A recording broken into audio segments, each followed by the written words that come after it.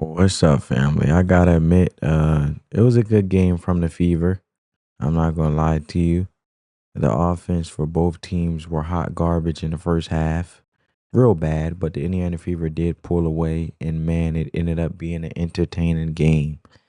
And I gotta keep it real. Shout out to the Game Bridge Field House crowd. I gotta give it to them. You guys blew the dream out.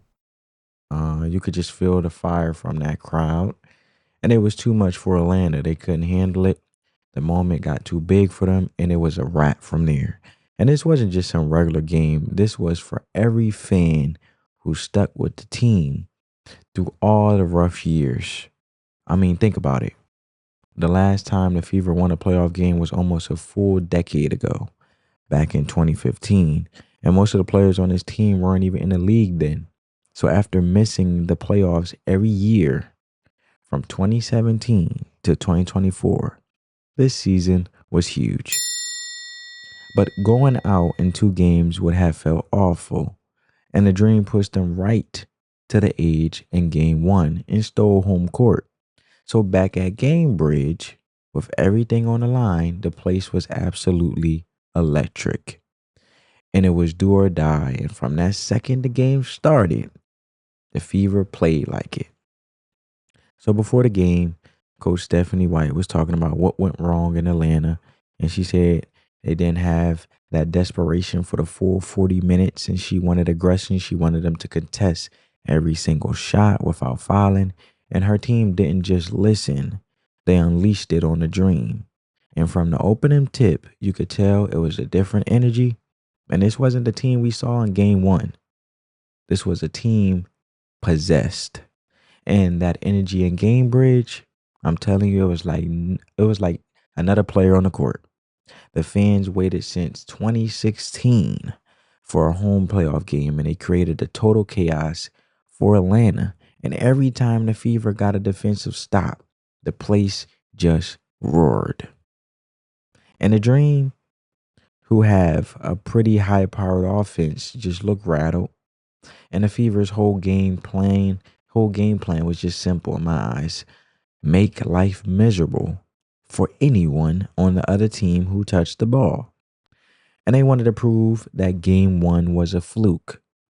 And this was about identity. It was about a team that's been beaten up by injuries as we know it all year, deciding their story wasn't ending this night. September 16th, Tuesday, 2025. This was game two. As we know, it's the best out of three. And the first half was just a clinic in controlled aggression. Indiana never trailed. Kelsey Mitchell playing in her first ever home playoff game after 8 loyal years with this team, man. 8 loyal years with this team. That's wild. And she came and the team, they came out ready to make it count. She dropped 8 quick points in the first quarter just to set the pace. And the defense locked in immediately, holding the Dream to just 14 points. They ended up holding Atlanta to 15 points or less in 3 of the 4 quarters. And that's how you dismantle offense, baby. It wasn't just on the outside either.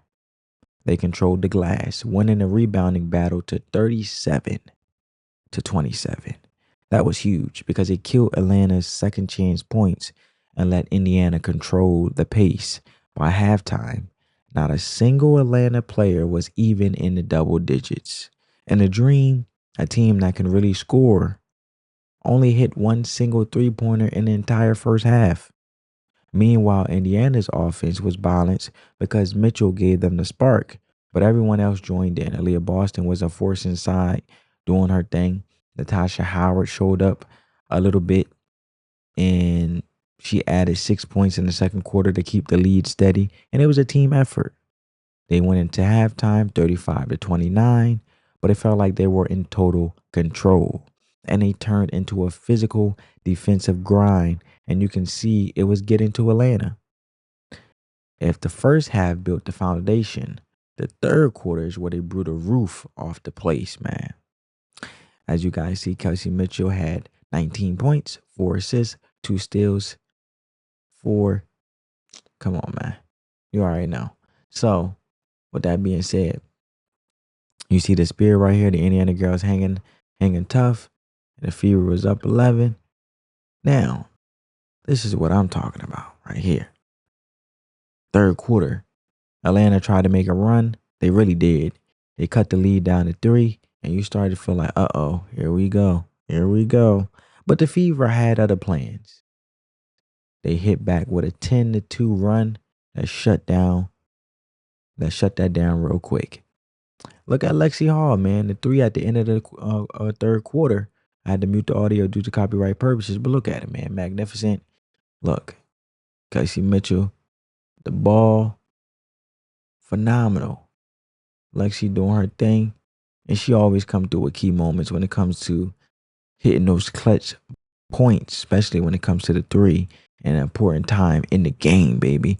That was phenomenal. That was amazing. The energy was electric, and that's why I say they blew the roof off the place. And then came the play of the game, right? The play that everyone's been talking about. Clock winding down in the third, pure chaos. It all started by the Fever's hustle. Aliyah Boston gets a tough bucket inside with seconds left. Then on the inbound, Shey Peddy, who is just pure grit, jumps the pass for a huge steal. The ball flies around. It found Lexie Hull. She fires from way downtown, baby. And the place goes absolutely insane. And that was the loudest moment of the whole night. In less than 9 seconds, they scored 5 points and turned a good lead into a 15-point lead going into the fourth.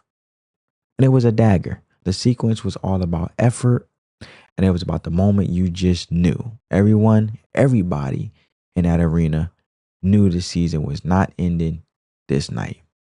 So look, your stars Kelsey Mitchell and Aliyah Boston were great, but this win was forged by the whole team, especially a couple players who just embodied the team's heart, Lexie Hull and Shey Peddy. First, let's talk about Lexie Hull, right? Let's talk about her. 7 points, 5 rebounds. Doesn't just tell you anything, because Hall is all grit. We all remember her playing through 2 black eyes earlier this year. She is tough. This night, she was everywhere. Diving for loose balls, making smart plays on defense, just being a menace. She's become this incredibly reliable player. And then she hits the biggest shot of the night that you guys just seen. That buzzer beater 3 at the end of the third just broke Atlanta's spirit. And with some key players out with injuries this season, the Fever needed people to step up, and she answered the call. And you can't talk about the play without talking about Shey Peddy, right? Shey Peddy, she is the definition of a scrapper. Her steal was the engine for the entire sequence. That's not a play that shows up in the box score, but it was a game-changing momentum swing and hustle play that completely solidified the team's energy. It was one of those moments that got everybody fired up. And that's the kind of play that wins you a playoff game. It was unexpected, tough as nails contribution that helped put the game away. And with all the momentum from Hall's ridiculous 3, the Fever came into the fourth quarter with a killer instinct, because they didn't just sit on their 15-point lead. They immediately went on an 8-0 run, pushed the lead over 20, and that was it. Game over.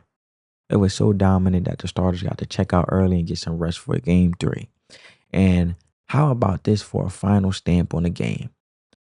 They were perfect from the free throw line. 15 for 15. That's just incredible. Incredible. A perfect symbol for how they played: focus, discipline, and flawless. And the final score, 77-60, a 17-point win. That's not just a win, it's a statement in my eyes. When the buzzer went off, you could just see the emotion. The playoff win drought was finally over for like a vet like Kelsey Mitchell, who's been through it all with this team. It was validation. For the younger players, it was a huge moment. It completely erased the bad taste from game 1 and weight of almost a decade of waiting. And this was a franchise-altering win. It was about heart. It was about a team that's been through so much with injuries, showing what they're made of. And the defense had a good offense to just 60 points. Stars were stars, and unsung heroes like Lexie Hull and Shey Peddy made game-winning plays. And I want to show you guys, right? Because Timpson right here, right? Check this out. I had to mute the audio due to copyright purposes. Look at this, man. Backing it down, doing a post move. I had the pivot foot all over the place. Just amazing, man. Amazing. Energy was electric. You gotta love it. Got the bucket. Was pumped. Crowd going insane. Gotta love the aggression. Gotta love how she was moving her body, pivoting. Got in there, did her thing. So, they didn't just win, they dominated. But now the celebration's over. It's 1-1, and it all comes down to one game in Atlanta today. And the recording of this video is September 18th. Today is the game. The Dream are going to be looking for revenge. So the question is, can the Fever take this momentum on the road? And can this defense travel? I want to know what you all think. Can they win the series in Atlanta? And what was your biggest takeaway from this game? Let me know in the comments. Oh, and speaking of ugly to watch, can we talk about the refs? The WNBA wonders why rating struggles sometimes, or a lot of times. How many times did we stop the game in the first half for a review? It was absolutely ridiculous.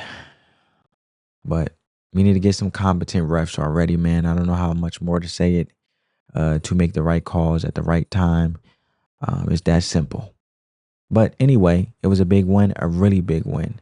And as always, I hope you guys enjoyed the breakdown. Hit that like button, subscribe, ring that notification bell, turn your post notifications on. On that note, family, peace. Love you guys.